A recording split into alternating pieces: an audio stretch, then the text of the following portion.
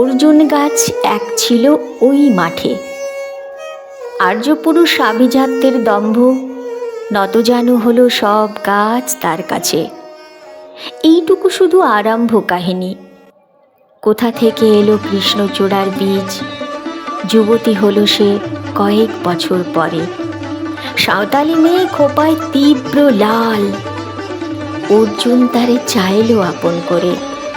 নতজানু হবে এমন মেয়ে সে নয়, বসন্তে সে তো একাই নিজেই সাজে।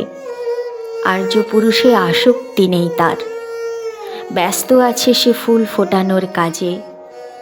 খোপা থেকে খসে গত রাতের ফুল, ঝিরঝিরে পাতা পোশাক বুনেছে তার। অর্জুন সে যে আর্যপুরুষ, ভাবে সব সুন্দরে একা তার অধিকার।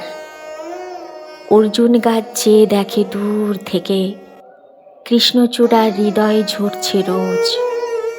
রূপ দেখে তার ধাঁধায় দুখানি চোখ, ভাবে কবে পাবে ওই হৃদয়ের খোঁজ। কাহিনী এবার শেষ করি তাড়াতাড়ি। কৃষ্ণচূড়ার জেদখানি বড় বেশি, অভিমান সেও বিকবে না কারো কাছে, বরঞ্চ হবে বন্ধু বা প্রতিবেশী। যদিও কাহিনী এমন সহজ নয়, অর্জুনের শুধু বাকল ঝরছে, ঝরে। সাঁওতালি মেয়ে রক্ত ঝরাতে জানে, আর্যপুরুষ হার মানে অন্তরে। পরের জন্মে অর্জুন গাছ হয়ে কৃষ্ণচূড়াকে বন্ধুর মতো দেখো। আমাকে চিনতে ভুল করো না হে রেজু, রক্ত ঝরালে বাকল খসিয়ে টেকো।